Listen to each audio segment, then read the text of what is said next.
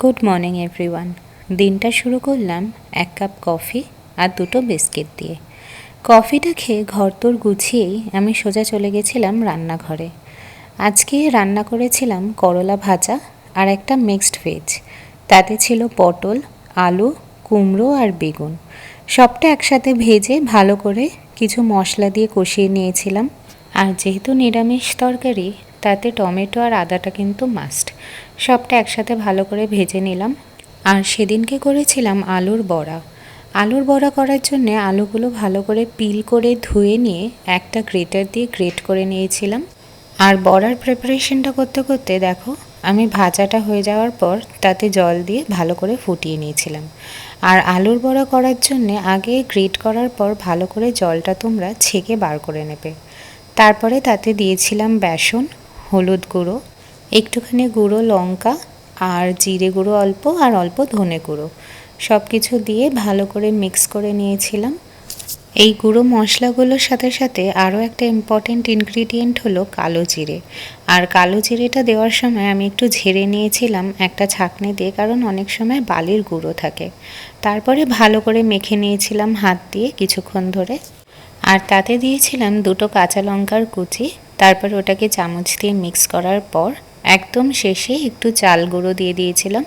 চাল গুঁড়ো দেওয়ার জন্যে বড়াগুলো ভালোই ক্রাঞ্চি হয়েছিল। ওটাকেও হাত দিয়ে আর মিক্স করে নিয়ে একটা চামচ দিয়ে মিক্স করে কিছুক্ষণ রেখে দিয়েছিলাম। 5 মিনিট ওয়েট করেছিলাম বড়াগুলো ভাজতে বসানোর আগে। তার মধ্যে দেখো আমি ভাতও বসিয়ে দিয়েছিলাম। তারপরে একে একে করে ওগুলোকে রাউন্ড শেপ দিয়ে তেলের মধ্যে ছেড়ে দিয়েছিলাম। ফ্রাই করার সময় একদমই তাড়াহুড়ো করবে না, ওগুলোকে একদম নিজের মতন আস্তে আস্তে ফ্রাই হতে দেবে, নালে ভেতরের আলুগুলো কাঁচা থেকে যাবে, ভালো করে সেদ্ধও হবে না, রান্নাও হবে না, আর খাওয়ার সময় টেস্টটাও খুব খারাপ আসবে। আমার সব রান্নাবান্না হয়ে যাওয়ার পর এক বেসিন বাসন হয়েছিল, সেগুলোকে সব মেজে ভালো করে ধুয়ে মুছে রেখে দিয়েছিলাম।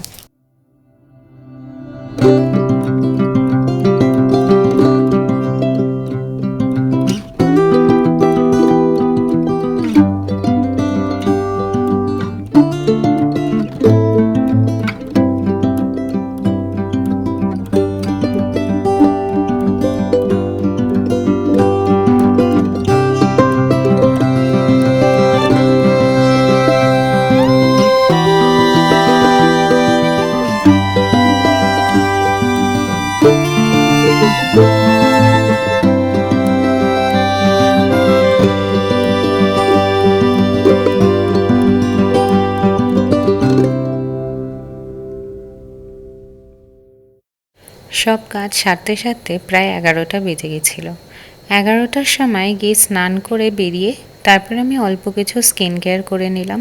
ঘরে থাকলেও কিছুটা স্কিন কেয়ার খুব ইম্পর্ট্যান্ট, তাই আমি ভালো করে ফেস ওয়াশ করেছিলাম স্নান করার সময়। তারপর বেরিয়ে মুখে আগে টোনার অ্যাপ্লাই করে ভালো করে অ্যাবসর্ব করিয়ে নিয়েছিলাম স্কিনে, আর একটুখানি সানস্ক্রিন অ্যাপ্লাই করেছিলাম। সেটাও ভালো করে স্কিনে অ্যাবসর্ব করানোর পর চুলটা আছড়ে পরিষ্কার করে গুটিয়ে নিয়েছিলাম। তারপর চলে গেছিলাম পুজোর দিকে। ঠাকুরের আসনে যে বাসি ফুলগুলো ছিল সেই ফুলগুলো নিয়ে না ফেলে দিয়ে আমার ফুলের টবে দিয়ে দিয়েছিলাম। তারপর চলে গেছিলাম ছাদে, ছাদ থেকে কিছু নতুন ফুল নিয়ে এসে ঠাকুরের পুজো দিয়েছিলাম।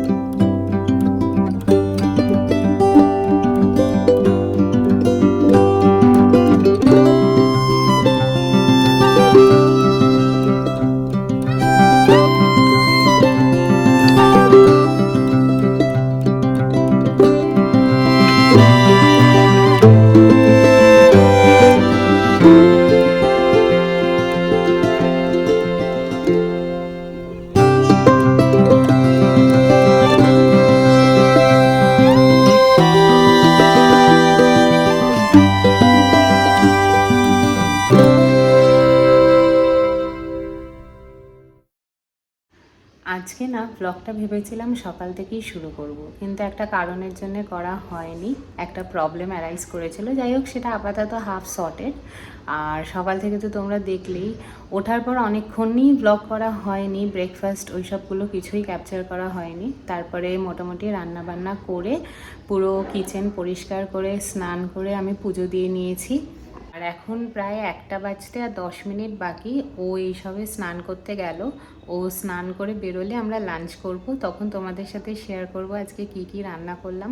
আজকে পুরোটা একা হাতেই আমি করছি রান্না বান্না, কারণ আজকে আমার শ্বশুর শাশুড়ি আর ননদ ওরা ঘুরতে গেছে পুরী কিছুদিনের জন্যে। তো এখন কদিন আমরা দুজনেই আছি, তো অল্প রান্না বান্না আর চেষ্টা করছি একটু ভালো মন্দই খাওয়ার। কারণ মানে অনেকেই ভাবে যে যেহেতু আমি অতটা রান্না বান্না করি না, হয়তো কিছু পারি না।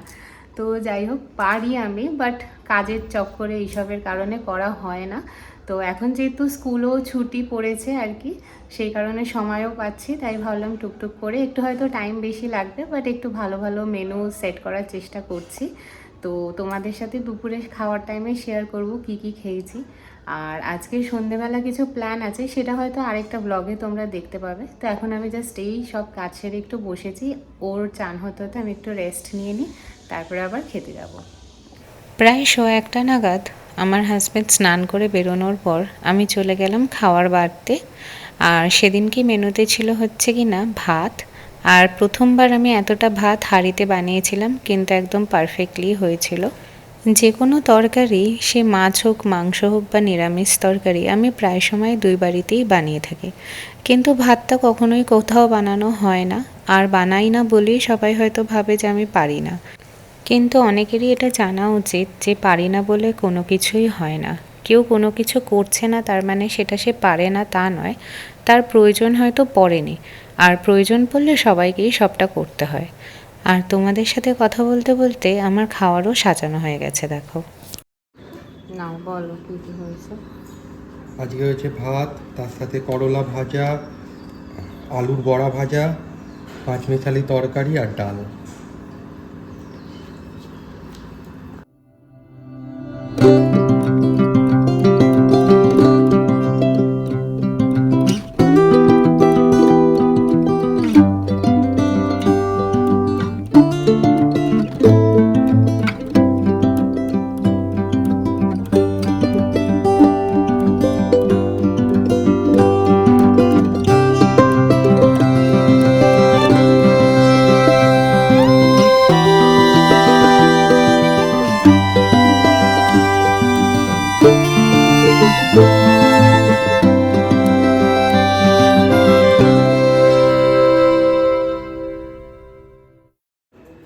ভাত খাওয়ার পর সব গোছানো হয়ে গেছে, আর এখন একজন আম কাটছে। আম খেয়ে সব গুছিয়ে একটু রেস্ট নেব।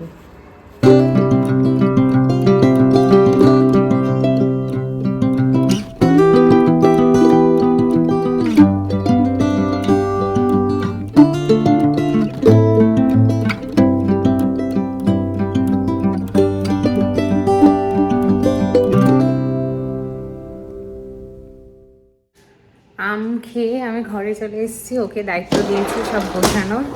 আর আমি আগে এসে এসিটা চালিয়ে এবার একটু ঘরটাকে ঠান্ডা করি। ঘরটা একদম মানে ছাদের তাপ নেমে প্রচণ্ড গরম হয়ে রয়েছে। সব দরজা জানলাগুলো বন্ধ করে ও আমাকে বলেছে ঘরে ঢোকার আগে যেন দেখে যে ঘর ঠান্ডা হয়ে গেছে। আর এবার একটু রেস্ট নেব, প্রায় 4টে অবধি একটু রেস্ট নেব। 4টের সময় উঠে রাত্রে একটু ভটুরা করার ইচ্ছা আছে, তো ওই ময়দাটা মেখে রেখে দেব। আর কাবলি চানাও ভেজানো আছে। এসে মোটামুটি 8:30 9টার মধ্যে তো ঘরে ঢুকে যাব। এসে ফ্রেশ হয়ে রান্না বান্না করে নেব, অত তো টাইম লাগবে না, অত বেলে ভাজা খালি আর ভটুরা একটু সিটি দিয়ে নিলেই হয়ে যাবে। তো এখন একটু রেস্ট নিই, আর তোমাদের সাথে দেখা হবে নেক্সট আরেকটা ব্লগে। আজকের এই ব্লগটা এত দূর অবধি। Till then, by.